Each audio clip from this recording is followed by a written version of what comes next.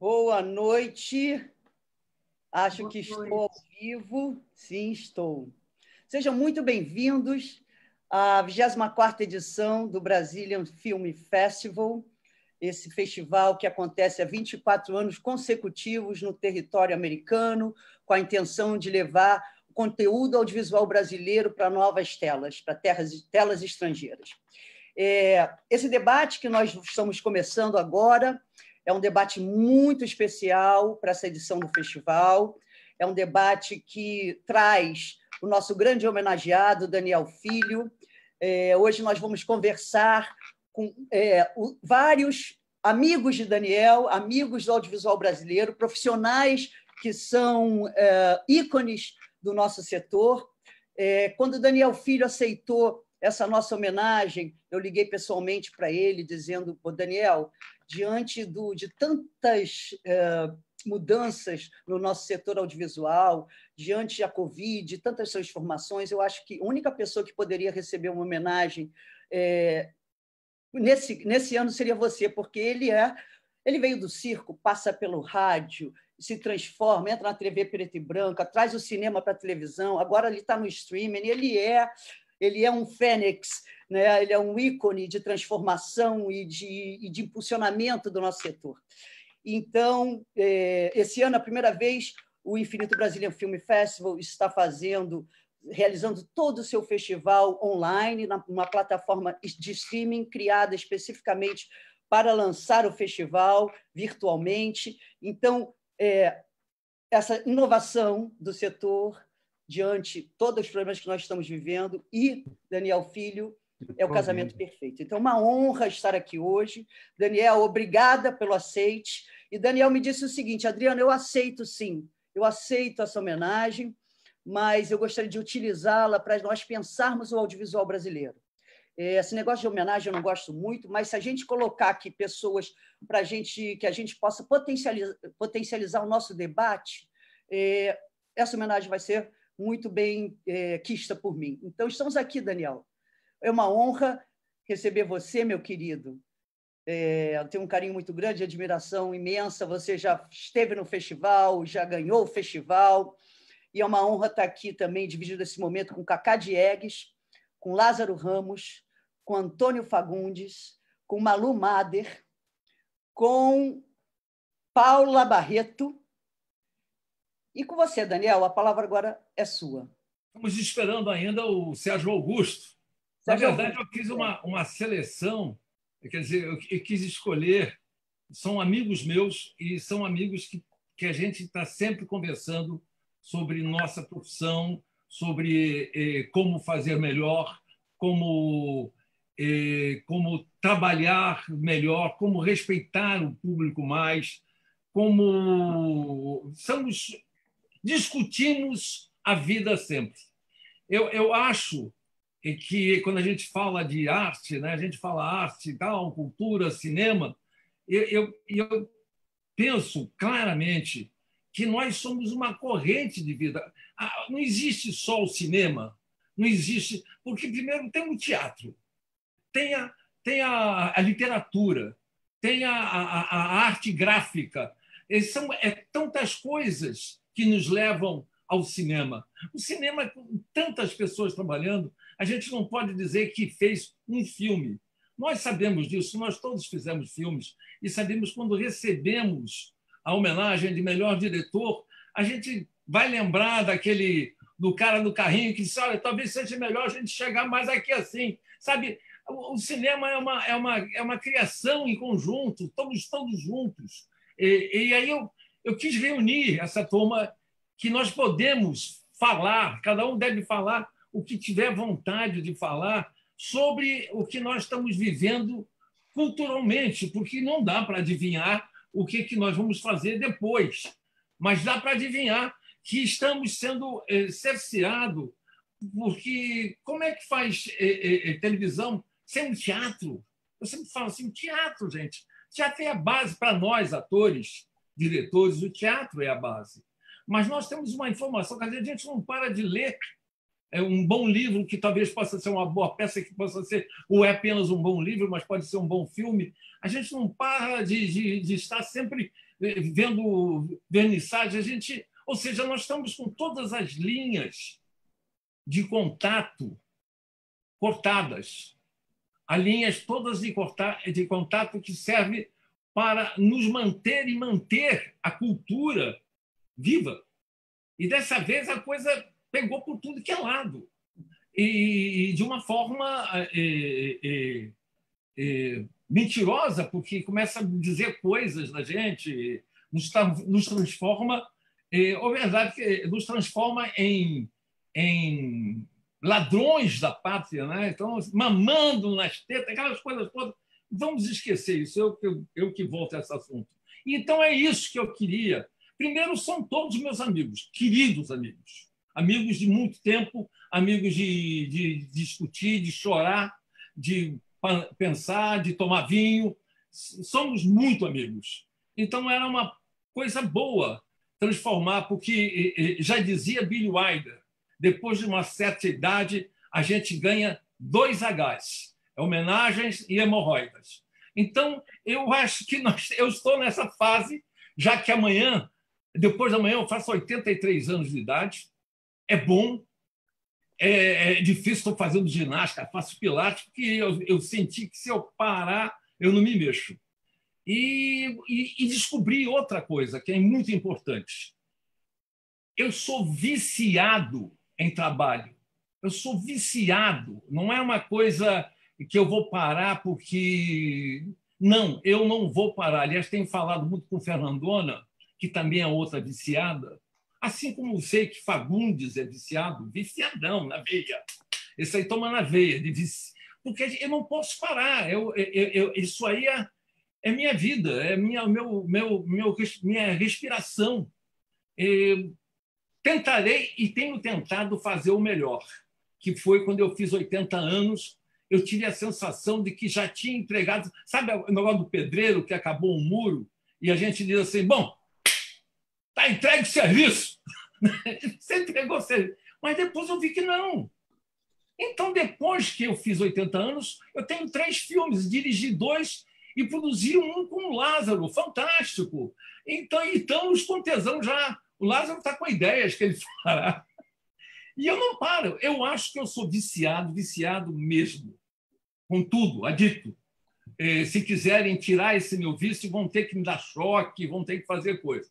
E sei que eu estou diante de amigos que são também totalmente viciados. A gente até falava de vez em quando, se soubesse o quanto gostam, não me pagam. Não podemos falar isso. Atualmente, hoje eu posso falar. Se eles soubessem o quanto eu gosto de fazer, eles não me pagavam. Mas eu tenho que fingir que não gosto, que não estou com vontade de fazer agora, não sei o quê. É isso aqui. Eu não tenho mais nada para falar, a não ser comemorar esse encontro e podermos falar do que nós estamos vendo, estamos sentindo e quais são os nossos medos, nossas vontades, para onde a gente vai. Eu não Ótimo. sei, é isso aí. Ótimo. Agora eu vou aproveitar essa deixa do Daniel. Obrigada, Daniel. Vamos jogar essa pergunta para o Cacá. Cacá, onde nós estamos e onde nós vamos chegar? Cacá está sem voz. Está sem... Liga o microfone, Cacá. Cadê o microfone do Cacá? Está desligado ali, o mute. Oi? Ah, chegou o Serginho! Então, enquanto ele se prepara... A Ana que ficou de controlar, né, Ana? Cacá, Ana, cadê você? Cadê o microfone do Cacá? Alô, tá ouvindo? Tá me Oi, ouvindo? amor. Ouvindo! Tá ouvindo? Tá. Estamos. Malu sumiu, Olha não estou vendo, não. Ouvir o Daniel é um presente, né? Eu estou ouvindo o Daniel agora, é um presente, é uma coisa maravilhosa. Eu por mim, estou sendo ouvido, sim, Renato. Renato, Eu acho que precisa aumentar um pouquinho ele. O que vocês acham? Hein? Vocês estão ouvindo bem ele? Eu estou. Então vai... Cacá, desculpa te interromper. Vai lá. Todo mundo ouvindo. Então, ouvir o Daniel falar é um presente, é uma coisa maravilhosa, né? Porque o Daniel é um espírito sensacional. Cada vez que eu estou deprimido, eu telefono para ele para ver se ele me levanta um pouco, ele levanta mesmo. Né? Quando eu acho que está tudo dando errado, eu ligo para ele e diz, vai dar tudo certo. Nós estamos vivendo hoje um momento muito difícil na jovem da cultura brasileira.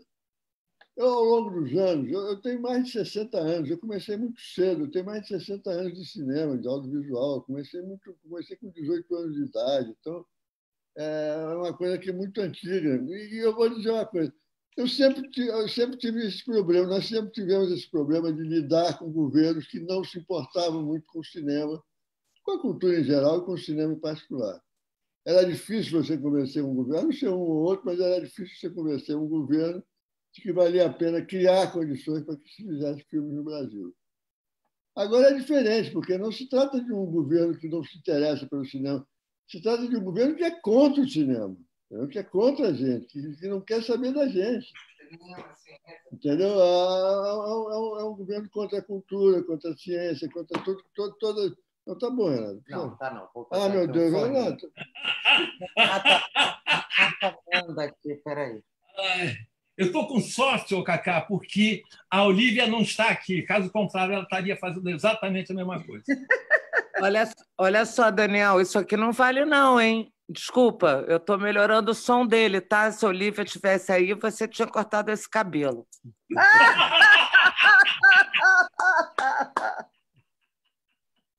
Posso falar, Renato? Pode. Então é isso. Quer dizer, hoje nós não estamos mais tratando com um governo que não se interessa pelo cinema, que não se interessa pela cultura. Nós estamos tratando com um governo que não quer saber de cinema, que é contra a cultura. Né? O cara, eu não sei, eu não conheço essa mulher aí que é dentista, o outro que é não sei o quê.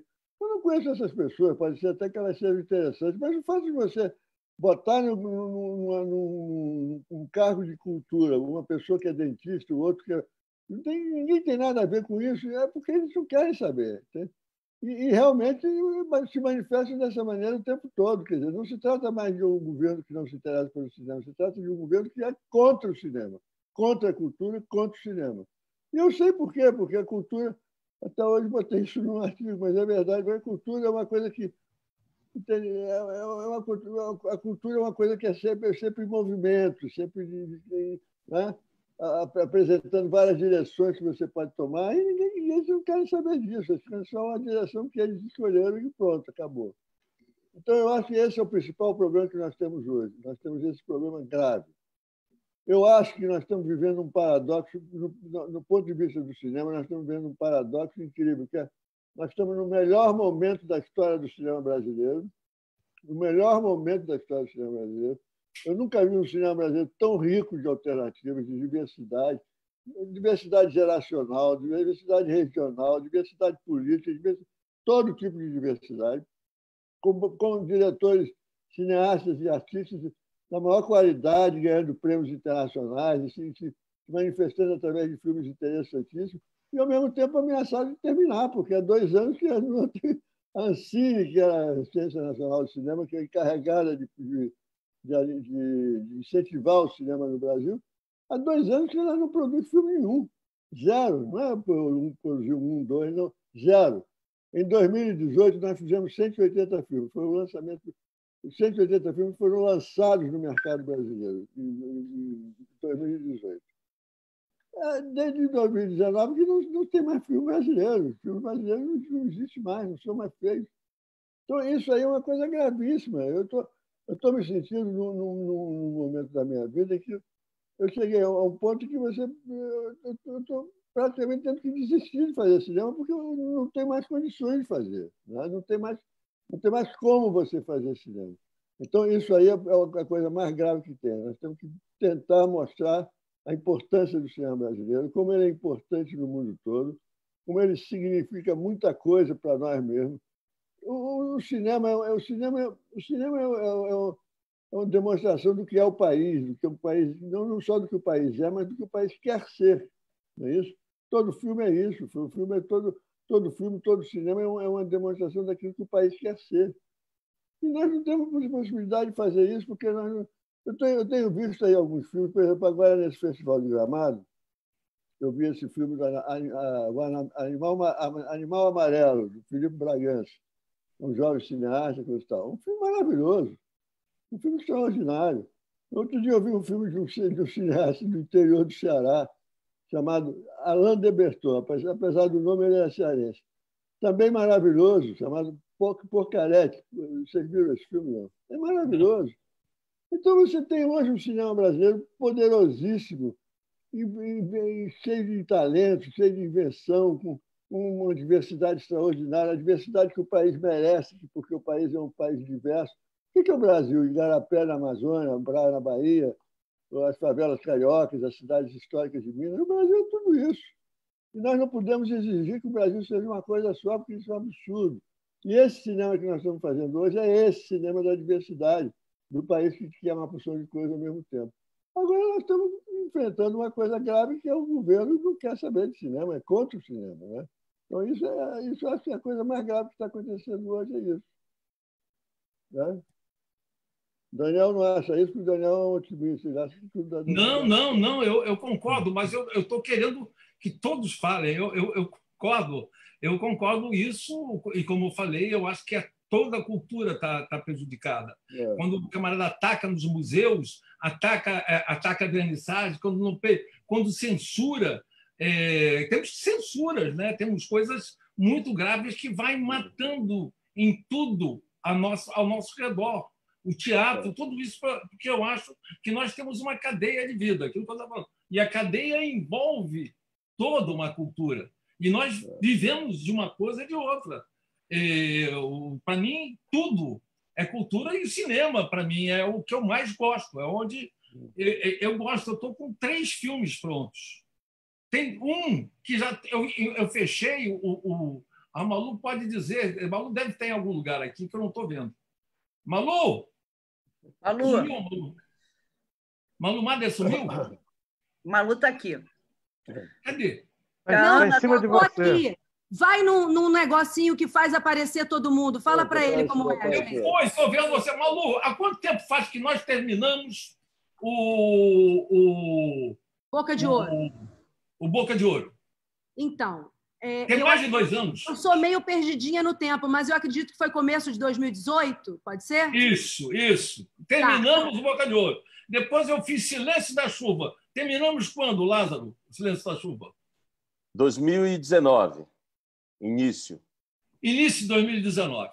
E o Lázaro fez o filme dele. Você terminou o teu...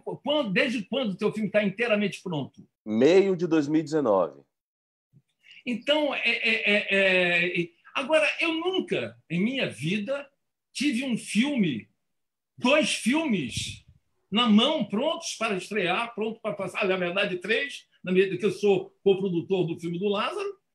E passa onde? Passa como? O que é? E também essa coisa que nós estávamos vivendo, para não ficar só a gente falando do governo atualmente, nós já estávamos vivendo uma coisa estranha com o cinema, que havia a coisa dos blockbusters americanos. Então, que a gente ficava assim, mas um filme médio, que a gente vive do filme médio, né? O chamado filme médio, filme que conta uma boa história, ou dramática, ou romântica, é uma história média, filme médio. E tem filmes médios ótimos. Onde a gente põe? Como a gente põe? Como lança? E aí o filme vai passar terça-feira na sessão das 5h20. Era assim que nós estávamos. Tem que lembrar disso também, gente. A gente estava assim. A gente também não tinha... Fala, Malu. A gente estava sem proteção de mercado. Não é isso, Daniel, eu queria tentar uma coisa aqui que vai ser difícil, porque eu fiquei te ouvindo e ouvindo o Cacá e a apresentação da Adriana, que falou que você não queria propriamente uma homenagem, mas queria debater o audiovisual, no que eu acho que você fez muito bem, mas eu queria tentar juntar essas 2 pontas com o que o Cacá também falou aqui, que vai ser difícil, porque eu sou meio prolixa, mas deixa eu tentar, porque o Cacá falou que achava que esse governo não está ligando muito para a gente, que está contra o cinema. Eu acho que a coisa vai além disso. Eu acho que realmente a gente gosta de tentar imaginar que é tudo meio por acaso, que eles não vão muito com a nossa cara. eu vou mais além. Eu acho que existe realmente uma arquitetura da destruição planejadíssima, uma coisa muito bem pensada e armada, porque nós somos realmente o maior perigo, o único verdadeiro perigo para um governo como esse, que é um tamanho avanço autoritário. Porque, por exemplo, juntando aqui com a homenagem, o Kaká escreveu uns artigos, um hoje e outro na semana passada, falando de uma coisa que me tocou muito, que ele falou que na segunda metade do século passado, a arte popular brasileira, a cultura popular brasileira tinha uma força de expressão tão grande que nós tivemos a impressão de que aquilo nos sustentaria, porque, de certa forma, sim, sustentou. Mesmo no meio de uma ditadura, quando eu era pequena e assistia a televisão, eu tive acesso ali a Jorge Amado, a Nelson Rodrigues, a Domingos de Oliveira, todas as novelas, Dias Gomes, que era um sujeito que talvez não pudesse estar fazendo seu teatro, então estava ali na televisão. Lauro César Muniz. Havia um movimento organizado que passa, evidentemente, pela música popular brasileira também. Todos os cantores, compositores, os grandes da nossa música, todos ali. Então, você conhecia Djavan, e Caetano, e Chico, os festivais. A gente recebeu uma dose de cultura de alta potência num nível tão grande que a gente acreditou que aquilo nos sustentaria por muito tempo, e de fato, sim. Então, só para dizer que tudo que eu vi na minha vida, na televisão, nessa época aqui, juntando com a tua homenagem, eu devo a você. Se eu fosse falar aqui que eu fui espiar aqui tua biografia para lembrar das coisas que você fez, que eu gostei, eu sou formada por você, assim, por tudo que eu vi na televisão, por tudo na televisão, muitas coisas no cinema. Aqui eu estou nem acreditando que eu estou em companhia tão ilustre com o Kaká, com a família Barreto aqui, Paula aqui representando todos os filmes, Fagundes, Sérgio Augusto, Lázaro. É uma coisa que a gente sabe que isso tem uma importância tremenda, porque é capaz, sim, de ter uma utilidade pública, e nós somos perigosos, eles se ressentem, porque são fanáticos. Então, o fanatismo, quando encontra com a racionalidade, com o pensamento, com a intelectualidade, eles ficam muito ameaçados, ficam muito com medo da gente. Então, eles têm que combater isso mesmo, que nós somos os únicos capazes de, caso nós conseguimos inventar uma nova linguagem, que não sei se é só o cinema ou esse teatro, Fagundes, que não é mais teatro que está filmado, nesse momento, se a gente tivesse a capacidade realmente de inventar uma nova linguagem para poder iluminar um pouco esse obscurantismo, seria a única forma. Porque contra o fanatismo é difícil, porque a racionalidade não tem tanto entusiasmo. Os fanáticos, eles têm uma força tremenda contra a gente que fica meio cético, meio desanimado, muitas vezes. Poxa, não tem Ancine, como é que a gente vai fazer? Eu mesma confesso também que falei, estava a fim de fazer um filme, sei lá se vou fazer, vou abandonar isso, vou achar outro jeito aqui. Mas antigamente tinha um movimento organizado, tinha uma galera junto. A gente está muito agora nessa coisa das bolhas, das ilhas. Eu gostaria de aproveitar aqui essa deixa da Malu, Daniel. Uhum. Eu acho muito importante o que ela colocou, que é exatamente o que me parece. Nós somos uma indústria que gera 25 bilhões, né, para a economia do Brasil, geramos 300 mil empregos, somos mais de 14 mil produtoras, somos uma indústria, somos um setor tão importante quanto, maior do que o automobilístico, tão importante como o turismo, mas que estamos vivendo assim, uma defamação, né, um movimento de fake news que atrapalhou muito o nosso setor, mas, ao mesmo tempo, eu não sinto e não vejo uma organização do setor para fazer uma campanha positiva de informação do nosso setor. Nós estamos nas mãos das pessoas que estão manipulando informação e, ao mesmo tempo, nós estamos calados. Será que nós somos calados, estamos calados porque nós dependemos do governo e temos medo? Aí eu jogo essa bola agora para Lázaro, para Fagundes, para Paula. Abre o microfone, Fafá. Tem que abrir o microfone. Microfone. Está fechado o teu microfone. Está fechado. Fechado. Ana, cuida do microfone dele. Ele está Do lado tentando. esquerdo Abriu, embaixo. abriu. Abriu. Eu Abriu. quero juntar um pouco as coisas que foram ditas, porque, para mim, como o Daniel falou, a gente já vinha sofrendo alguma coisa antes desse governo e antes dessa pandemia. Mas antes da pandemia, nós já estávamos sofrendo mais ainda, por causa disso que a Malu falou, e o Cacá também falou, mas o Cacá falou contra, e a Malu eu acho que foi um pouco mais fundo, e é isso mesmo que eu percebo, uma coisa orquestrada, eles não são só contra. Eles querem destruir mesmo. E a gente percebe que eles não têm nada para colocar no lugar ainda. Porque quando eles tiverem, vai ser muito mais perigoso para nós, porque eles vão ter também o poder do Estado na mão. Um dos grandes problemas que eu vejo do cinema brasileiro, da cultura em geral no Brasil, é que sempre foi política de governo. Nós nunca lutamos para que fosse política de Estado. Quando a gente conseguisse que fosse política de Estado, como é nas sociedades mais avançadas, o Louvre não foi formado por nenhum governo francês. O Louvre foi formado pelo Estado francês, que obriga os seus governos a manter aquela instituição e a comprar acervos cada vez mais importantes para a cultura francesa. Então, é por isso que o Louvre existe e é por isso que o Louvre dá cada vez mais dinheiro para os governos franceses. Então, o que nós temos no Brasil é uma política de governo que muda a cada 4 ou 8 anos, e mesmo que eles sejam a favor da gente, os que vieram antes não eram, os que virão depois não serão. Então, é uma coisa sempre muito complicada a gente estar na mão dessa estrutura, que é uma estrutura de governo. E outra coisa que eu acho que é uma falha nossa, que aí o Daniel tocou nesse assunto, que foi durante essas décadas todas, inclusive essas décadas, Malu, em que você se referiu, em que nós tínhamos realmente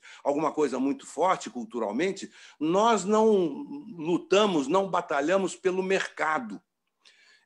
Tem uma piada que a gente contava, uma piada muito triste que eu contava normalmente nos meus bate-papos com a plateia depois dos espetáculos, de que se a gente fechasse todos os teatros do Brasil, o público ia levar 1 ano para perceber. A plateia ria disso, mas eu não ria não, porque eu sei que é verdade isso.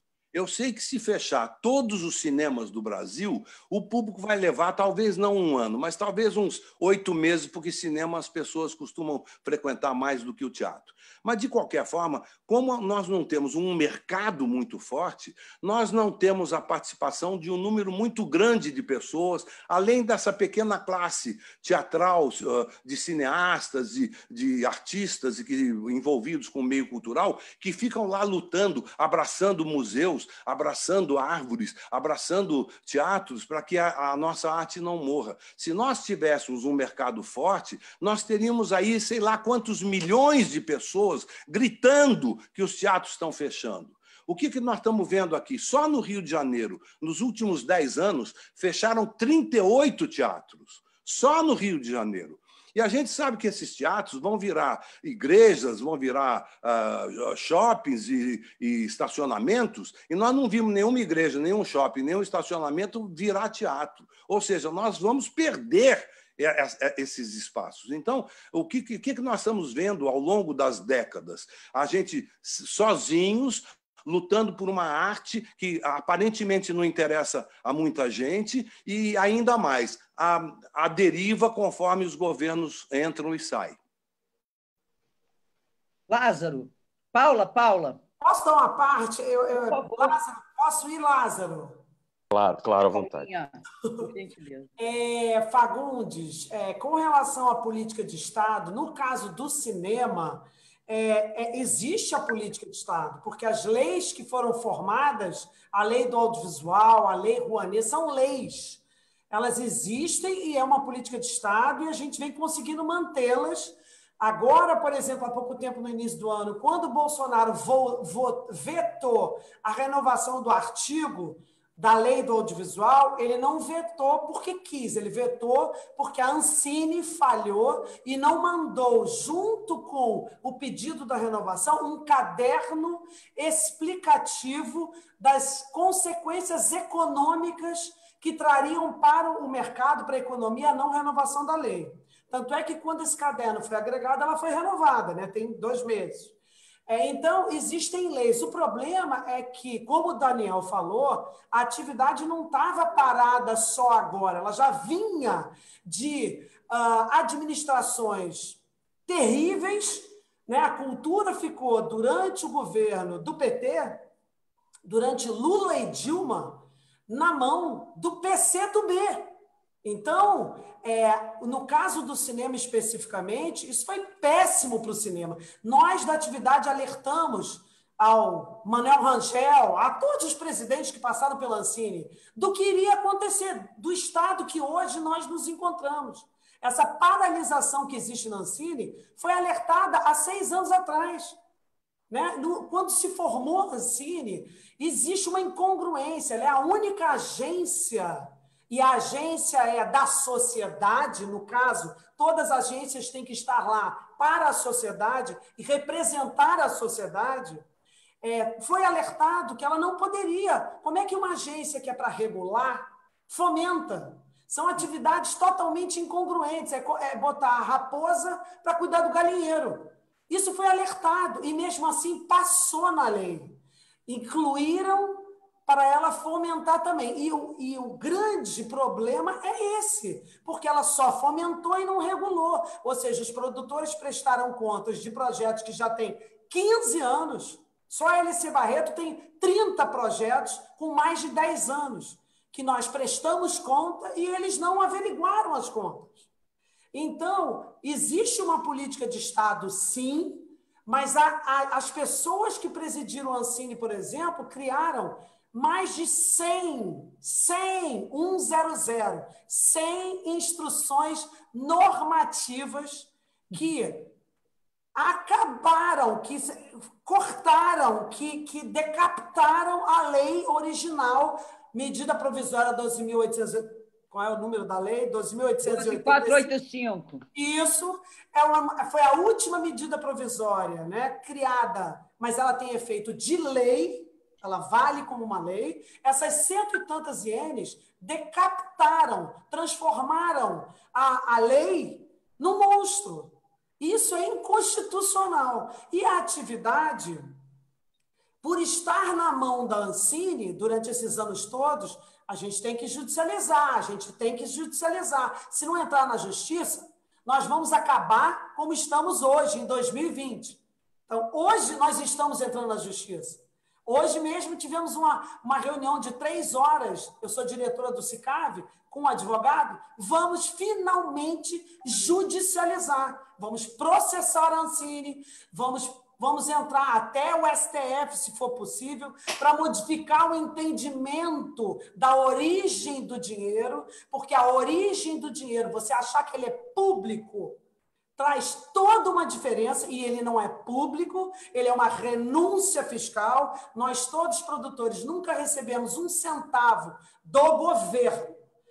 O dinheiro entra para as nossas contas vindo de uma empresa privada que teve uma renúncia fiscal aprovada. Então, finalmente, Fagundes, eu acho que a classe está finalmente se unindo perto dos sindicatos, tanto o do Rio Sicave quanto o CIAESP, e estamos tomando coragem e finalmente entendendo que, se não judicializar, nós não vamos a lugar nenhum.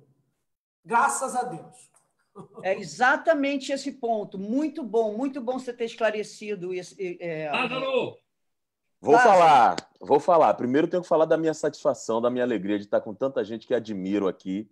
Feliz de verdade, feliz em poder fazer uma homenagem, mesmo que você diga que não é, Daniel. Feliz em poder agora não dizer que sou seu ator, que fui dirigido por você, ou participei de filmes que você produziu, mas dizer que sou seu amigo. Isso para mim é uma grande satisfação. Estava aqui ouvindo, tentando ver como é que eu posso contribuir com esse debate. Eu acho que tem uma questão aí, e aí talvez eu esteja fazendo uma reflexão para nós mesmos, é que a gente está passando por um momento de disputa de narrativa. Esse termo está muito usado, né? Já está virando um grande clichê, mas eu acho que a gente está precisando pensar nisso mesmo. Quando você faz a provocação, Adriana, perguntando se a nossa classe está refém do governo, acho que talvez em algum lugar, sim, estamos reféns, mas também a gente foi pego de surpresa com uma coisa. A sensação que eu tenho é que a gente estava há pouquíssimo tempo pensando em quê? Em pluralidade do nosso cinema, como muito bem Cacá falou, e o cinema se tornou mais plural e mais plural. A gente estava pensando em como aprimorar a distribuição dos nossos filmes, já que a gente está fazendo um cinema mais diverso, como é que a gente faz com que cada filme encontre com o seu público? E aí foi se aproximando esse movimento e a gente não acreditou que fariam coisas tão absurdas quanto fazem. E fazem. E fomos pegos de surpresa, sem saber como responder isso. Nós não temos vocabulário para responder a uma fake news, até hoje. A gente não sabe como tirar a percepção da sociedade civil todos os equívocos que criaram sobre a classe artística. A gente não tem esse vocabulário. Então, esse eu acho que é um grande desafio.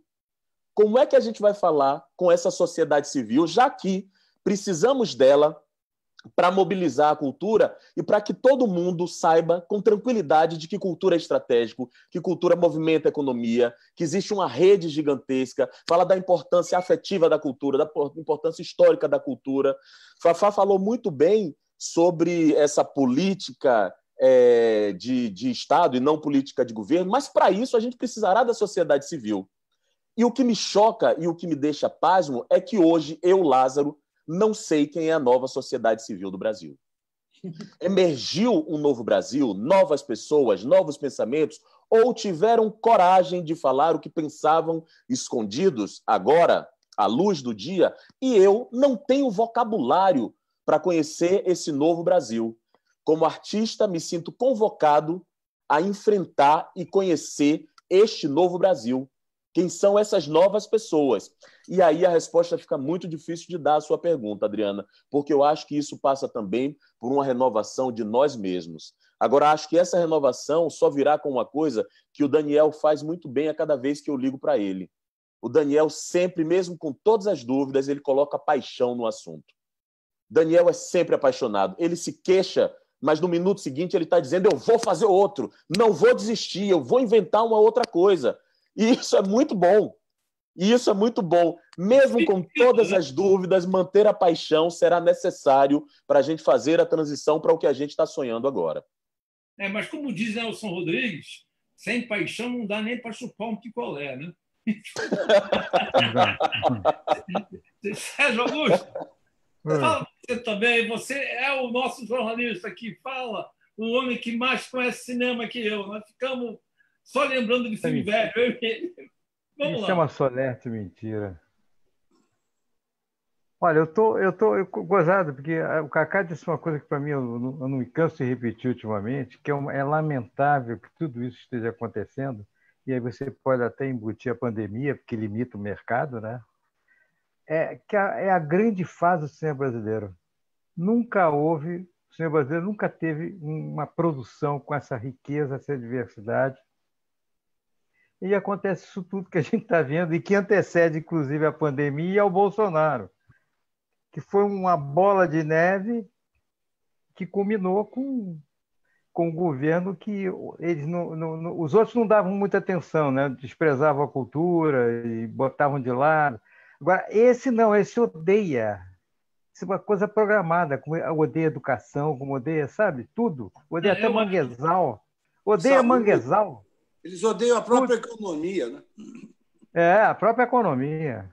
Eles odeiam tudo. Então é muito difícil você operar, que planejamento você faz, como é que se organiza a sua militância no seu âmbito, né, na sua área. O que é preciso fazer, em vez de ficar só muro da lamentação, que é o que a gente faz a maior parte do tempo, e xingando, né?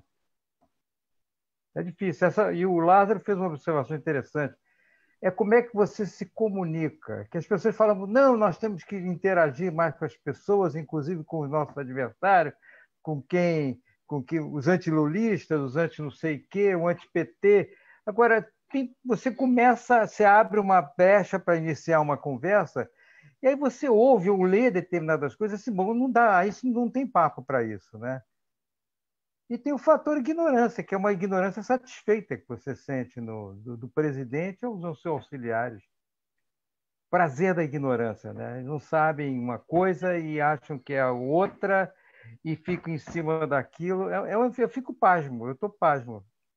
Mas nós temos que fazer um ensaio, né? É uma questão de linguagem, né? A gente vai, isso que o Lázaro falou e que eu antes tinha dito também, a gente vai ter que descobrir esse vocabulário, porque a gente não pode também pensar que são todos ignorantes, fanáticos, que talvez até sejam, e nos colocar na posição de cultos detentores também de saber que eles não têm. Nós vamos ter que estabelecer algum tipo de diálogo, não, obviamente, com aqueles que jamais mudarão de opinião e de posição, que não têm essa capacidade mesmo de se abrir, mas com aqueles que ainda poderão mudar de lugar aí nesse jogo de peças. Agora, não só de linguagem para o diálogo político, para o diálogo artístico, eu acho que a gente vai ter que também talvez inventar alguma nova forma de se comunicar. Assim, usar as mesmas ferramentas, Malu. Exato. Porque é uma nova era. É pós-pandemia, é uma era tecnológica absurda. Eu acho que a grande questão próxima será também a guerra das informações e é essa questão da verdade, que é uma loucura o que a gente está vivendo. Ninguém mais está se importando também se é verdade ou se é mentira. A impressão que eu tenho é se amanhã o Bolsonaro matar alguém no meio da rua, as pessoas que gostam dele não se comoverão com isso, não vão dizer, foi a Globo que botou ali uma... Não sei, eu tenho uma impressão que não há possível comunicação. Então, a gente vai ter que batalhar por isso de alguma forma, porque senão é quase que jogar a toalha. Porque outro dia o Emicida falou um negócio que eu achei muito bonito numa entrevista dele.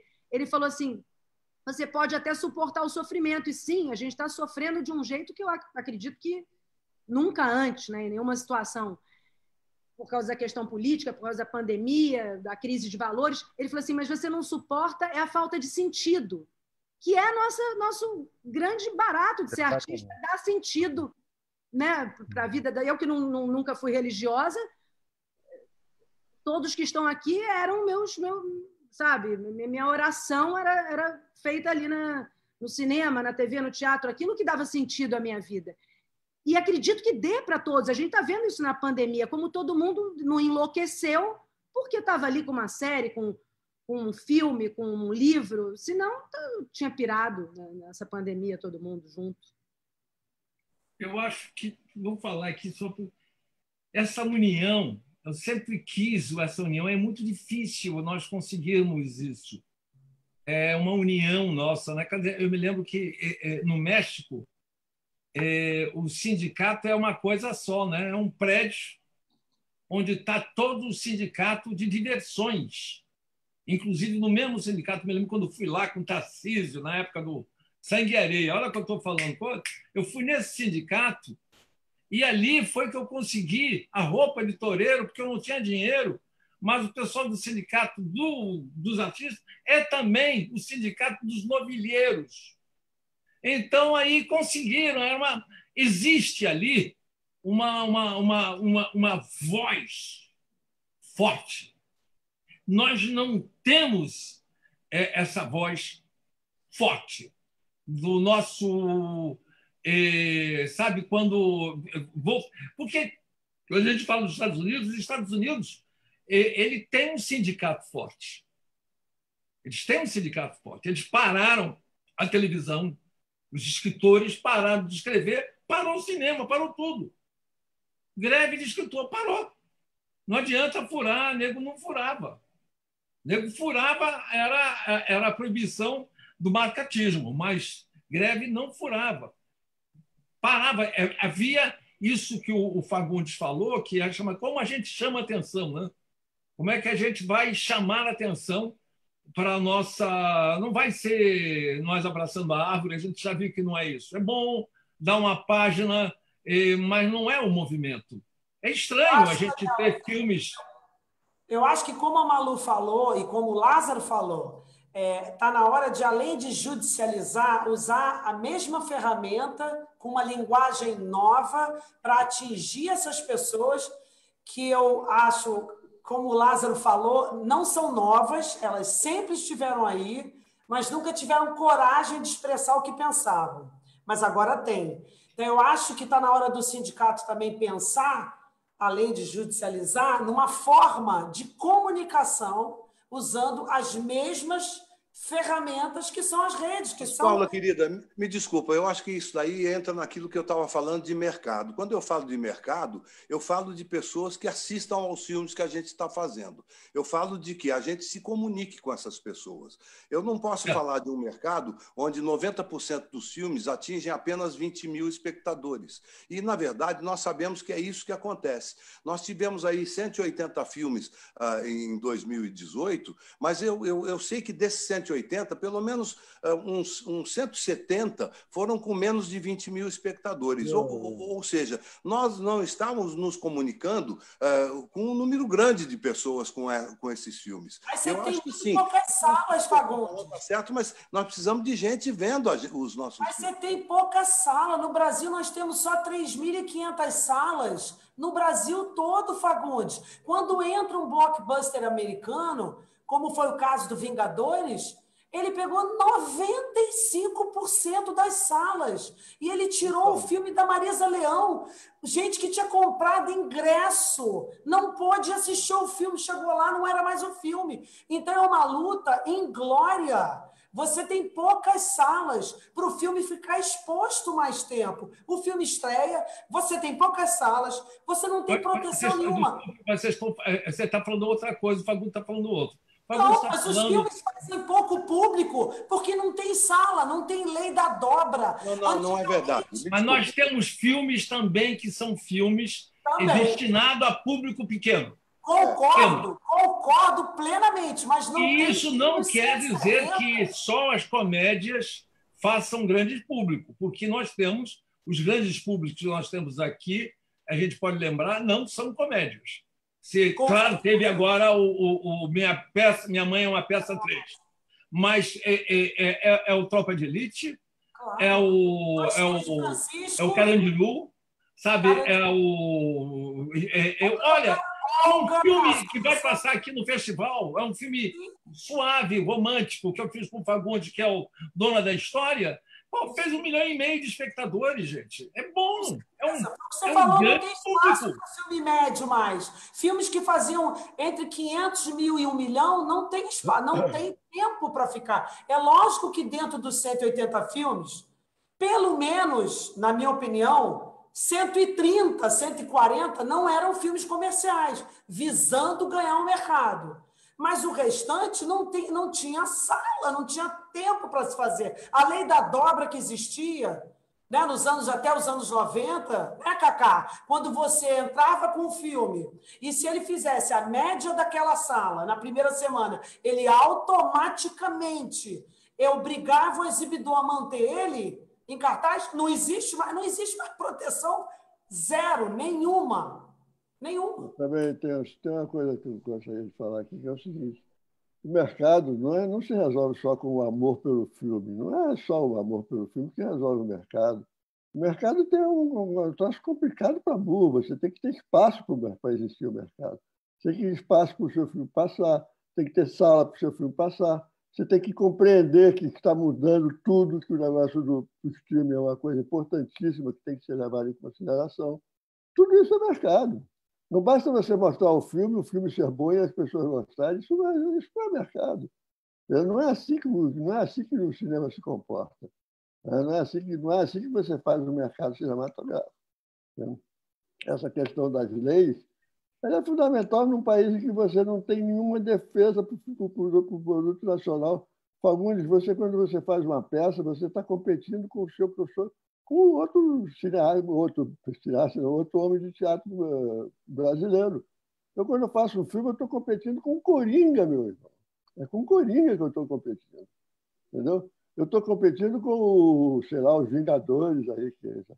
Mas nós temos que ver isso. Nós temos que falar com esse público. Peraí, Daniel. Nós estamos falando com esse público. Não é verdade que dos 180 filmes, somente 120 não prestaram. Não é verdade. Não é verdade. Muitos desses filmes foram injustiçados pela falta de critério para botar o filme em cartaz. Entendeu? Nós não temos nenhuma defesa. Se os exibidores quiserem, não passam o filme brasileiro em momento nenhum.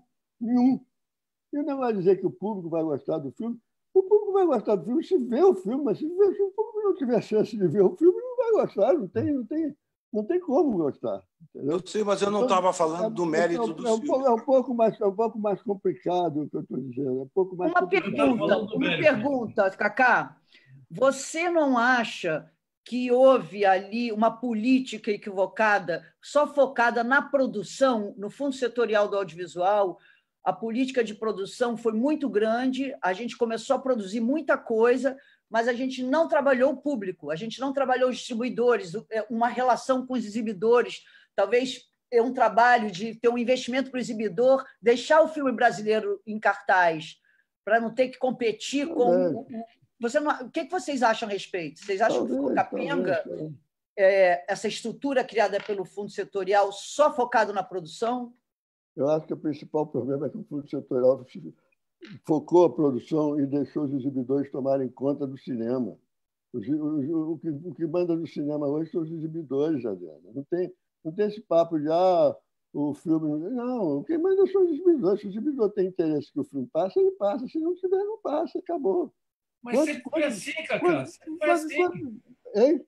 Sempre foi assim. Não foi sempre assim, não, Daniel. Não foi sempre assim, não, Daniel. Não foi sempre assim, não. Houve momentos na história do cinema brasileiro em que o cinema brasileiro estava protegido, não é protegido você é obrigado a ver o filme, não. Protegido no sentido de que você podia competir com o Coringa. Eu não posso competir. Como é que eu vou competir com o Coringa, Daniel? O Coringa passa... Ninguém vai... Não é você. Então. Quer dizer, durante 6 anos você só ouve falar em Coringa. O Coringa está sendo feito. O Coringa agora vai ser escolhendo o ator do Coringa. O Coringa não sei o quê. Aí o Coringa passa no cinema. Ninguém quer ver o meu filme, quer ver o filme do Coringa. O meu adversário não é... É uma diferença fundamental. Na televisão é a mesma coisa, Daniel. A televisão, o competidor da televisão, o competidor da Globo é a Record. O competidor da Record é o SBT. No cinema, não. O meu competidor é o Coringa, os Vingadores. Eu tenho que vencer esses caras. E esses caras vêm com uma força que eu não tenho, porque ninguém me dá essa força. Eu não conquisto essa força só com o negócio de gostar do filme, não. Porque a gente sabe disso, que muitas vezes o filme faz um sucesso, como essa história que a Paula contou, que é verdade, foi a Paula que contou, né?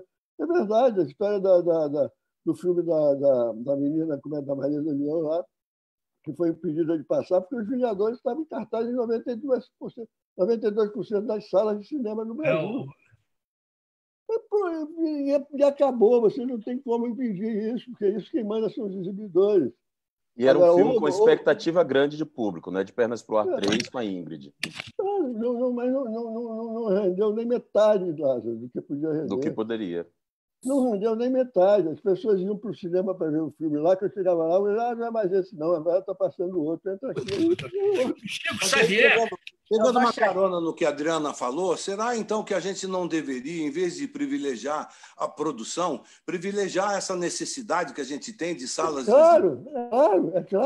Mas nós nunca fizemos isso, papai. Nunca fizemos isso. Houve um momento que nós fizemos, Fagundes. O FSA, mas aí o FSA deu montes... O FSA não, desculpa, nós... que pagamos com o Decine, o FSA é simplesmente um fundo que distribui dinheiro que vem de nós próprios. Todos os produtores, canais de TV, repetidoras, a telefonia, todos nós pagamos um imposto com o Decine. Ele tem um carimbo, ele só pode ser usado na nossa atividade para produzir cinema e séries de TV. Então, não é o FSA. O FSA é um banco que foi escolhido. O FSA é um fundo que hoje é administrado pelo BRDE, que é um banco, e distribuiu muito dinheiro, tanto para a produção, como para a distribuição, quanto para a ampliação do parque de salas cinematográficas via BNDES. E nós pagamos, cada vez que vamos exibir, pagamos a tal da chave para abrir a câmera. Era uma coisa para terminar em 18 e continua aquele negócio da chave que abre para exibir. O que falta aqui não é dinheiro, é regulação. A Ancine nunca regulou os distribuidores nem os exibidores. Ela só regula os produtores. Isso. O FSA não é um problema, o problema é a Ancine. É o que o Daniel falou. Ano passado eu lancei Ela Disse, Ele Disse. A outra coisa é que o produtor fica na mão do distribuidor. Um filme com a Maísa, que podia ter feito milhões, não fez nem 400 mil espectadores. Por quê? Nós pagamos só dessa taxa por cada cinema R$1.600.000. Dentro de um P&A de 4 milhões, R$1.600.000 foi para pagar a chave. E sendo que todos os cinemas foram financiados para construir suas salas. E nós, produtores, é que pagamos essa chave. Isso não existe. Você está entendendo? Aí eu falei para o distribuidor, por que a gente tem que lançar esse filme agora, no mesmo dia do Coringa? Ele lançou Ela Disse no mesmo dia do Coringa. Ele falava, não, mas o público do Coringa é diferente. Eu falei, querido, essa não é a questão é que a população não tem dinheiro. Então, o pai, ele quer ver o Coringa. O pai da menina, que é o meu público, de 8 a 12 anos, ele quer ver o Coringa, porra! Ele não vai deixar de ver o Coringa para pagar para a filha ver o Ela Disse. Mas ele não escutou. E por que eu vou pagar se a partir de janeiro de 2020 eu posso não pagar essa chave? Não, a melhor data no ano é essa. Eu falei, tá bom. Paula, explica para quem está assistindo. Que coisa maravilhosa a Paulinha falando. Você não faz ideia para mim o que é a Paulinha falando. Eu conheço a Paulinha quando ela mergulhava. E tal. Paula, explica essa chave, Paula.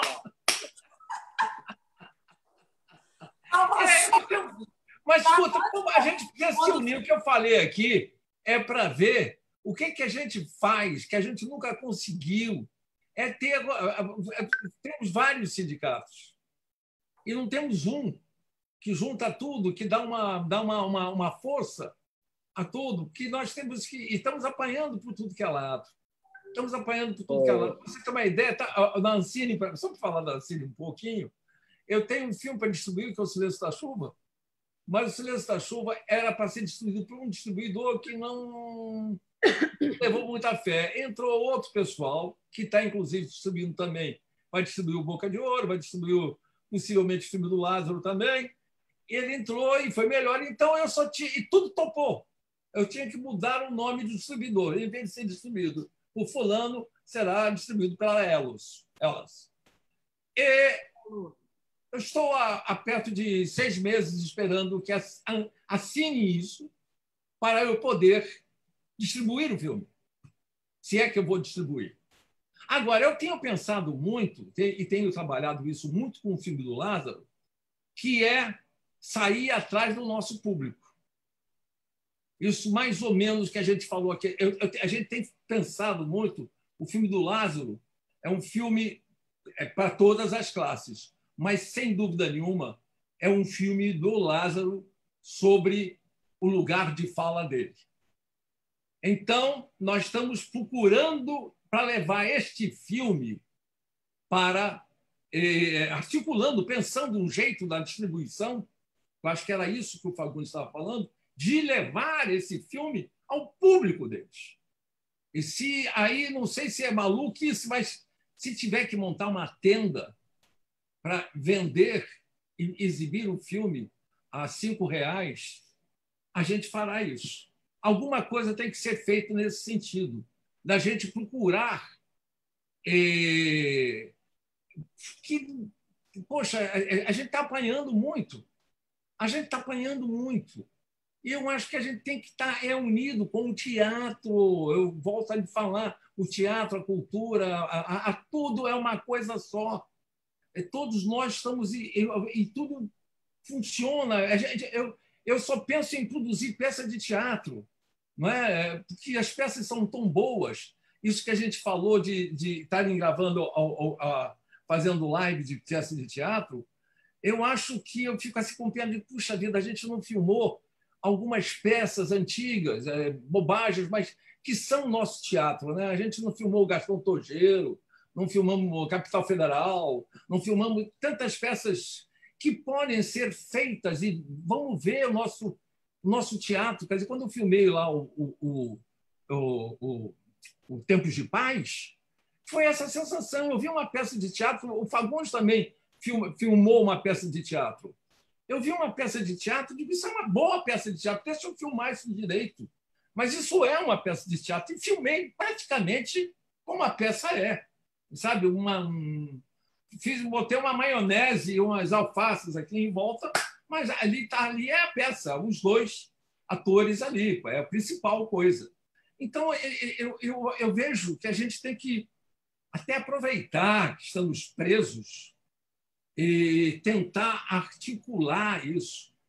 Quando pedi para vocês virem, era realmente para ouvi-los, porque eu também, a gente tem uma angústia, eu tenho uma angústia com isso, com os filmes que a gente não exibe, com o teatro que a gente não faz, entregue na mão, e eu vou ser sincero e dizer, com uma televisão não muito boa atualmente se fazendo, talvez caminhando por caminhos que não são bem esses, eu não estou entendendo o que está havendo, porque está havendo uma revolução no audiovisual muito grande, muito grande. Agora que eu fiz esse contrato, que eu estou já trabalhando num streaming, e fiz um contrato que eu não posso dizer, que tem contrato de mas fiz um contrato, e aí é o seguinte, quando eu fui pensar na peça, na história, que é um seriado de 7 capítulos, uma série, eu digo assim, peraí, eu estou habituado a dizer assim, vai entrar em que horário? Não, isso é para estrear em novembro, no horário das 10h30. Vou brigar contra a Fazenda ou com Depois da Casa dos Artistas. Me dava uma certa noção de aonde eu ia passar. Aí eu fiquei olhando para a série e vai passar aonde? No mundo. E estreia quando? Numa terça-feira qualquer. Puxa vida, como é que eu vou chamar a atenção? Como é que eu vou subir, ficar nu em cima de uma mesa para chamar a atenção dessa coisa que eu estou fazendo? Não tenho a menor ideia. Não tenho a menor ideia. E as pessoas, às vezes, também ficam fazendo uma coisa que é comprando terno feito. Isso que eu estou dizendo do terno feito é que a nossa ideia, quando a gente vai fazer uma peça ou a gente vai fazer um filme, mesmo que a gente sabe o tempo que demora para fazer um filme, mas até quando o filme demora muito, a gente, quando está próximo de filmar, a gente sempre está terminando o filme melhor para ele ficar marcando o seu tempo. O cinema, o teatro, ele marca a época que vivemos. A gente pode ver uma peça, pode ver um filme, e a gente reconhece, nós mais velhos que estamos vendo isso, nós reconhecemos o tempo que ele foi feito, sobre o que ele falava, o que ele discutia. Atualmente, quer dizer, como eu tenho um filme que eu pensei há 3 anos atrás, terminei há 2, o filme está envelhecendo na minha mão. O filme é uma coisa que eu fiz, mas espera aí, para mim já é uma reprise. Eu nunca tinha feito uma coisa que ficasse tanto tempo na minha mão para estrear. É uma experiência totalmente nova para mim, complicada. O do Lázaro vai estrear possivelmente 1 ano e meio depois de ter completado o filme. E é um filme muito... É o primeiro filme do Lázaro. Seu primeiro filme é uma coisa séria. E é um filme difícil para o Lázaro. Mas o Lázaro está seguro no filme. Com certeza tem decisões que ele tomou. E eu acho que é muito sério. Aconteceu que, durante esse período, há um movimento da África em todo o planeta. Acho até que o filme... até outro dia eu estava falando com o Lázaro. Será que a gente foi muito macio? Podia ser mais contundente? Não é porque mas é isso. A gente trabalha para... O nosso tiro é um tiro de alvo distante, né? Você tem que atirar a bala, está vindo lá a bala de lá, está vindo um carro lá. Então, o tiro tem uma... É complicado quando a gente escolhe uma peça para montar. Não, a gente pensa em tudo que vai falar e se é coisa para falar. a gente tá vivendo... O cinema é bom, temos ótimos filmes. Outro dia vi um filme que é do Rui Guerra. Fui ver por amizade. E a história do Rui é a história do Rui. É complicada a história, fechada, um homem e duas mulheres que, na verdade, não fiz um spoiler do filme, mas o filme do Rui não tem spoiler. Agora, o Rui estava com tesão, a câmera dele está tesuda.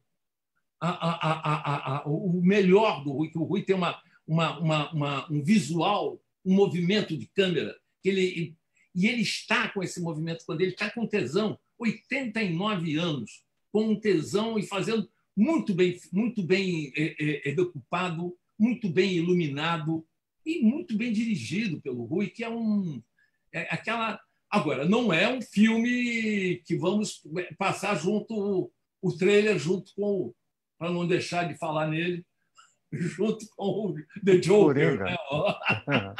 Mas eu acho que tem que ser feito esse filme do Rui.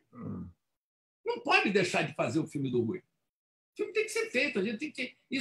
Agora, a gente tem que cantar o público. A gente tem que ter o cinema para passar. A gente tem que manter. A cultura é fundamental. Quer dizer, o que a gente gosta de Paris? Eu gosto de Paris porque é cultura total. Paris chove cultura. E olha que ele tem um teatro fraco, mas os teatros estão lá, todos, todo mundo fazendo o seu teatro. Ele não prima pelo teatro, mas todo mundo. Eu vi o Depardieu com a Fanny Ardant no teatro, vi peças, eles montam, eles vivem a cultura. O Philippe Noiret, também uma pessoa que eu conheci, é fantástico. Ele não para de fazer teatro, não para de fazer excursão. É muito Fagundes, entende? Monta a peça, 2 pessoas, 3 pessoas, ele sai e diz assim: não, para mim é bom porque eu faço França, Bélgica e vou para o Canadá francês, volto. Parecia um Fagundes falando a montagem da peça que ele vai fazer. Tem essa... Nós precisamos disso, mas nós estamos sem isso. E aumentado por estarmos em casa sem poder agir, né?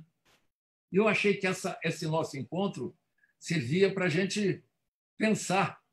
O que você acha, Sérgio? Tem uma solução para nós, Serginho? Não, acho que vocês estão à beira de criar o MST2, que é o Movimento dos Sem Tela.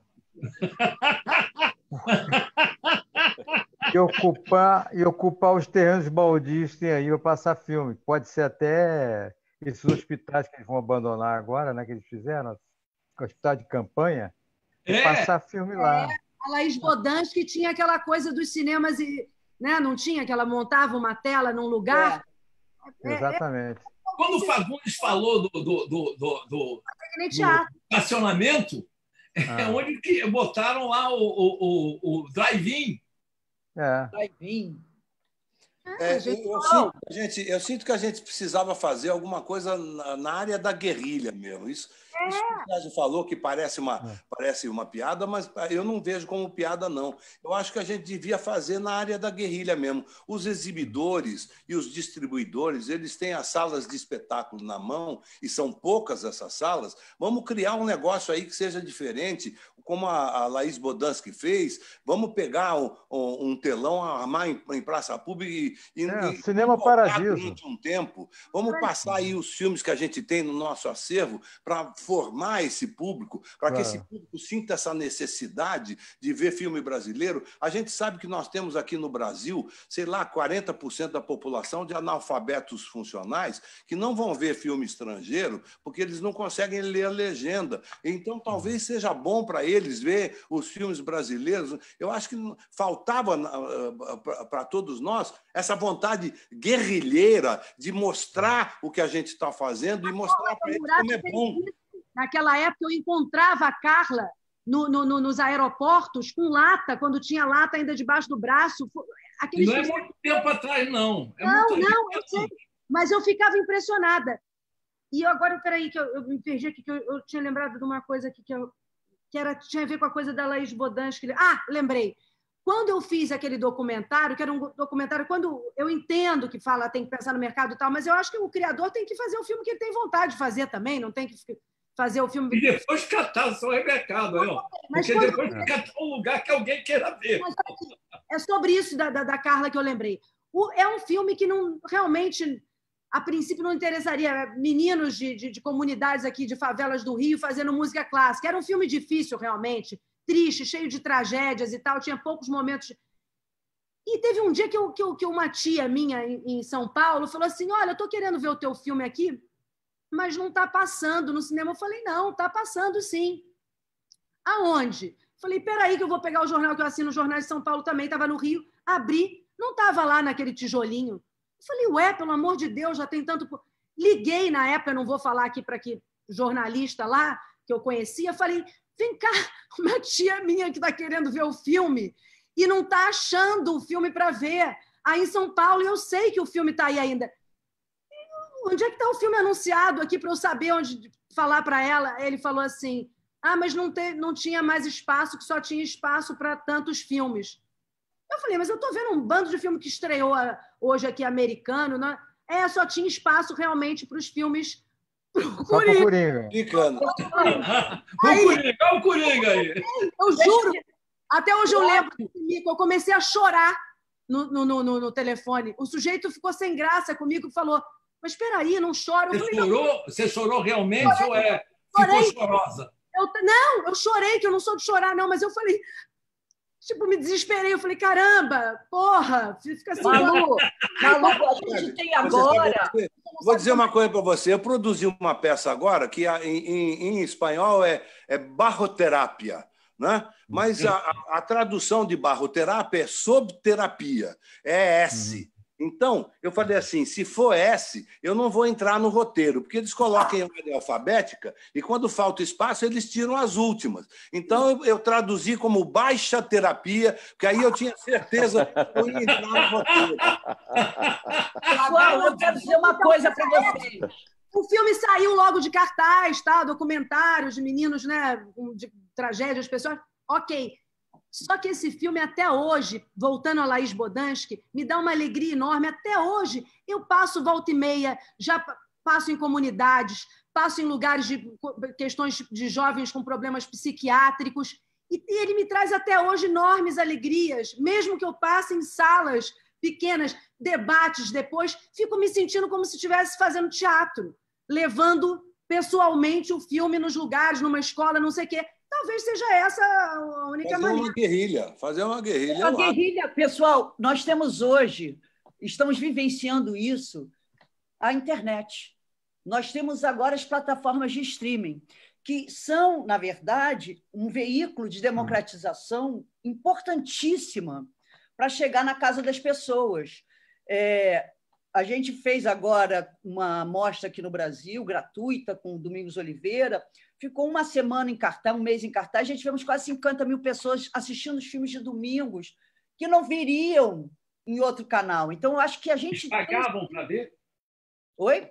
Pagavam para ver? Não, gratuito. Inclusive, essa mostra do festival, o festival hoje ele está exibindo no mercado americano, de Porto Rico ao Alasca, 110 filmes brasileiros. Assim, a gente nunca teve oportunidade, num festival, numa única edição, de exibir tantos filmes. E no Brasil, a mostra do nosso querido homenageado Daniel Filho, a mostra de curta-metragem, a mostra de filmes produzidos por cineastas indígenas, está gratuita agora na nossa plataforma, que é uma maneira, sim, de educar esse público a assistir coisas novas que eles não têm acesso. Então, eu acho que a internet é a guerrilha. Eu não estava querendo falar isso porque fica, como disse o Milton, elogio em boca própria é vitupério, né? Mas eu acho que, no momento, eu acho que vale a pena falar. A gente, lá no Medida Provisória, o nosso filme, a gente fez um planejamento que eu acho que é muito interessante, talvez fosse mais efetivo se não viesse a pandemia. A gente tomou algumas decisões. A gente criou uma rede social forte. A gente tinha um jovem estudante de cinema, também roteirista, que criou 26 micrometragens de 1 minuto, que a gente vai usar somente para as redes sociais. Hoje, só para ter uma ideia, o Instagram do nosso filme tem quase a mesma quantidade do Instagram da Globo Filmes, que é uma casa de vários filmes, porque a gente está entendendo que existe uma outra narrativa que a gente precisa englobar e ir preparando o público para seduzi-lo e levar até a sala de cinema. Isso eu acho que é uma discussão muito importante. Um grande desafio que a gente encontrou agora foi na conversa com os distribuidores, que, infelizmente, ainda ficam planejando fazer um cartaz que vai colar no cinema, enquanto estratégia de divulgação. Isso morreu. Acabou. Isso acabou. Não existe mais isso. Custa uma grana para a gente. Custa uma grana. E custa uma grana e não é tão eficiente. É uma grana que não leva a lugar nenhum. Aí a gente está precisando se habituar também, né? O Coringa na frente, ó, gente, ó. Nós já passamos. Fico muito curioso de saber dessa experiência. Eu gostaria muito de saber a resposta dessa tua experiência, porque eu tenho ainda sérias dúvidas do intercâmbio entre uma tecnologia e outra. Eu posso falar do topo da montanha, Fafá. Na internet, levam essas pessoas a irem ao cinema assistir o filme. Fafá, estou usando a mesma experiência que descobri no Topo da Montanha, minha peça com Thaís, que existe há 5 anos, e há 4 anos, a gente não anuncia na imprensa oficial. A gente anuncia no Instagram. E muitas vezes a gente faz um projeto casado com a casa de venda, com o teatro, e a gente, à noite, no dia que vai vender o ingresso, eu e Thaís fazemos o anúncio. Olha, a partir de agora está aberto a venda do ingresso. No geral, ao longo de 4 anos, em 2, 3 dias, a gente esgota a venda de ingresso. A gente está tentando transformar a estratégia que a gente descobriu no teatro, no Topo da Montanha, para a internet. Agora como? Analisando métrica, marcando o público interessado, criando relação com antecedência com esse público. O nosso filme, se não tivesse vindo a pandemia, eu tenho certeza que ia ser muito eficiente. O problema é que a gente ativou o público todo e a pandemia chegou, o filme não estreou. Hoje a gente teve uma reunião, Daniel, inclusive te dando satisfação, falando o que é que a gente vai fazer para ativar o filme lá no primeiro semestre de 2021. Eu acho que eu tô gostando muito também da coisa da Laís, sabe? Eu acho que a gente tem... Eu daria tranquilamente todos os meus filmes aqui, os mais novos até, para passar na tenda, sabe? Outra vez acostumar as pessoas que têm um outro prazer, porque, na verdade, também a gente sabe, eu vejo, eu tenho um puta cinema aqui em casa, vocês conhecem, mas, na verdade, o cinema ele precisa da companhia, como um teatro. É uma coisa que ele tem que ver com os outros. Mas uma comédia, você vendo sozinho... Pandemia, num lugar aberto... Não tem comédia sozinha. Sozinho, você vendo uma comédia, é nada. Até o choro, você chora mais. Qualquer coisa, a emoção é feita para aquilo. Quer dizer, o teatro é a emoção melhor que a emoção direta. Você está trabalhando com o espectador e a peça muda dia a dia, conforme a plateia. Isso a gente sabe, muda o tom. No cinema... Vocês todos, vocês sabiam que existe, me referindo ao Fagundes, para falar da demanda, para chegar no público, o Vale Cultura? Existe o Vale Cultura, que é um ticket cultura, como é o ticket de alimentação, como é o ticket de transporte. Nós lutamos 5 anos. E lembro disso aí. O que houve? Mexeu isso aí, não? Não, existe, mas os governos federais não fazem a menor força para que de convencimento, campanha, como fizeram na época do ticket de alimentação e do Vale Transporte. Não fazem nada para as empresas, poucas sabem que existe. Que elas podem dar, o empregado pode ter direito ao Vale Cultura, como tem ao Vale Refeição, como tem ao Vale Transporte. Ou seja, existe uma ferramenta que não é usada para dar o acesso, porque é caríssimo ir ao teatro, ir a um balé, ir a uma exposição, ir ao cinema, é muito caro. No caso do cinema, Fagundes, nós só temos salas de cinema em 7% dos municípios brasileiros, sendo que 97% dos 7% estão no Rio e São Paulo. E as que estão no Rio, 90% estão na Barra da Tijuca. Desculpa interromper agora, Paulinha, mas eu ouço isso desde que eu fiz o meu primeiro filme. O que é que precisa ser feito para mudar isso? É política de Estado? Estamos falando disso? Exatamente. Precisamos convocar o Estado para isso? Para começar, mas eu acho que se a gente tivesse uma mentalidade diferente e usasse mesmo violentamente grande parte dessa verba voltada para a produção, para a construção de salas, a gente ganharia mais do que a gente ganha produzindo. Porque eu acho que produzir, a gente dá um jeito. A gente dá um jeito de produzir. A gente faz um filme baixo orçamento, ou a gente arruma, os colegas todos trabalham de graça, a gente vai lá no hospital e pede para eles cederem a sala para a gente filmar, a gente dá um jeito. O filme vai ficar pronto. O grande problema do cinema brasileiro, que é onde afunila, que nós sabemos, eu estou com um filminho aqui, o que eu faço com essa merda? Eu não consigo nem colocar no cinema. Primeiro, porque não tem salas. Segundo, quando tem salas, eles preferem o Coringa. E terceiro, porque o distribuidor e o exibidor ganham pelo menos 70% do meu filme. Eu vou, mesmo que eu lote aquela sala, eu saio perdendo. Então, ou nós temos esse meio de produção na mão, e aí é um meio de produção,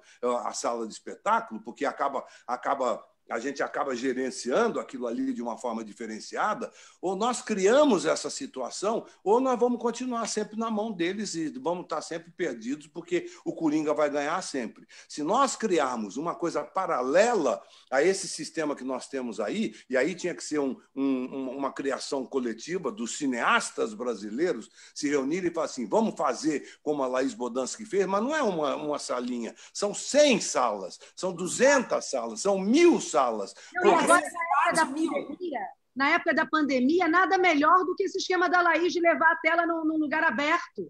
É como Sim, claro, em praça pública, põe em praça pública. Eu acho que a partir do Então, momento nós estaríamos aí formando o público, nós estaríamos aí educando esse público para o cinema brasileiro, nós estaríamos criando um mercado, e aí esse mercado sim incluiria salas de espetáculo, porque esse público, acostumado a ver os filmes em praça pública, um dia ia querer uma sala mais confortável para ele. Nós teríamos, inclusive, poder político de forçar o Estado a construir mais salas. A gente está meio perdido, porque a gente sempre fica falando assim, o que fazer, e nós não fazemos nada. Esse que eu acho que é o nosso problema.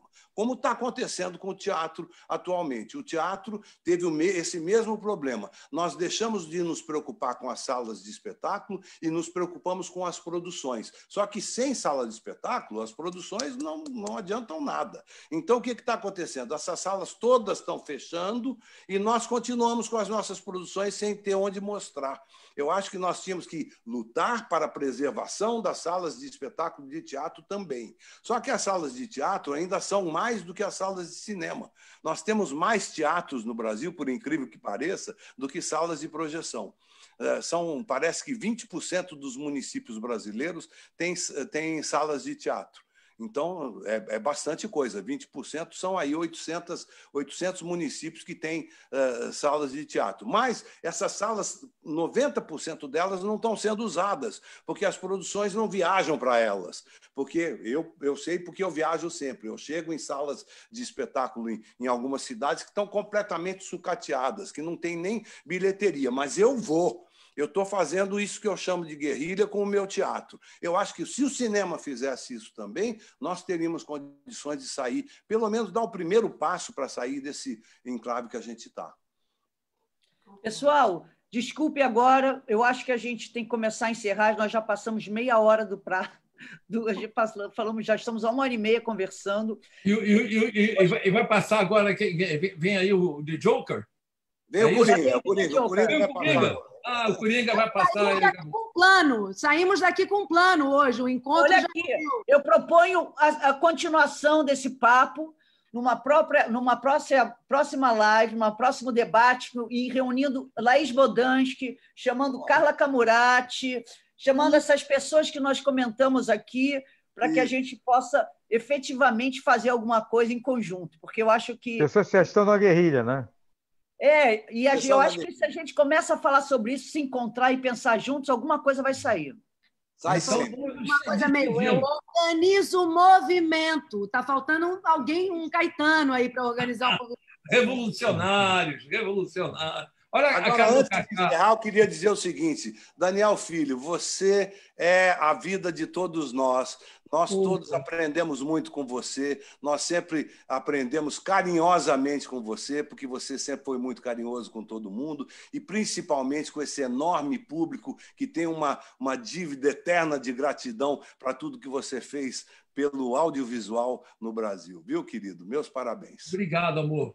Em Obrigado. nome da LC Barreto, eu tenho que dizer que você é muito importante para a gente. Papai e mamãe falam, você tem que falar de quanto o Daniel representa nas nossas vidas. Se não fosse ele, nós não existiríamos. Nós te amamos, querido.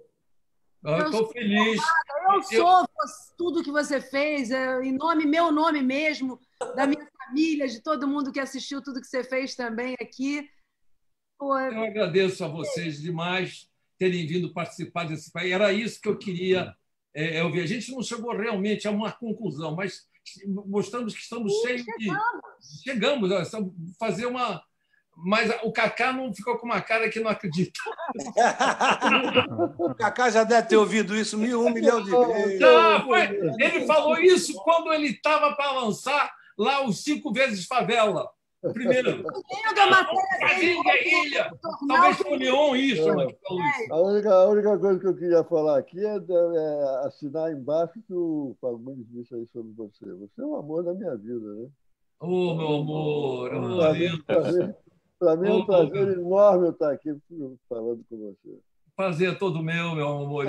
Era isso que eu preferia, que fosse isso, que a gente pudesse fazer uma coisa útil, pelo menos nós que estamos angustiados dentro de casa, sem poder fazer as coisas que nós sabemos fazer. Eu acho que... uma última coisa que eu me lembrei é que, quando nós éramos crianças, o Serginho, Fagundes, que somos os mais velhos, a gente tinha um cinema em cada bairro, pelo menos. A gente ia... Os filmes eram os poeiras, que a gente ia ver o filme depois. Eu morava no Meia, tinha 3 cinemas no Meia, tinha um em Todos os Santos. Então, eu tinha uma opção cinematográfica e era bom você ir. Não é essa... Agora, botar a pessoa dentro de um shopping, porque tem uma outra coisa, que o cinema também fica guardado num castelo de vendas. É difícil entrar naquele lugar, que você entra, sobe na escada, não tem aquele cinema de bairro, aquele cinema... Eu sei, é um nostálgico que eu estou falando, é um cara com 83 anos, tá bom. Não é nostálgico nada, tá certo, tem que ter um cinema em cada bairro. A gente ia no cinema andando, parava na porta, ficava olhando, cartaz, fazia assim. E tinha coisa que a gente entrava a qualquer hora, né? O cinema você podia entrar no meio. E aí depois acabava sentado lá esperando. Eu cheguei na hora que o camarada sai correndo. Eu ficava esperando o cara. Entrava no meio e podia ficar quantas sessões você quisesse. Foi a maneira que eu aprendi a fazer cinema, porque eu não tinha dinheiro para isso. Pelo contrário, eu até penetrava, porque quando abria o cinema, abria as portas do lado e eu entrava pelo lado de costa. Aí sentava e ficava com cara de que estava vendo. É isso aí, gente. E tinha um slogan lindo dessas sessões passatempo, né? A sessão começa quando você chega. E era isso mesmo. Isso, né? Era isso aí. Capitólio Cineac. Isso, pessoal, eu quero fazer um convite a todos vocês. No dia 23 de outubro, nós vamos fazer uma homenagem real para o Daniel Filho.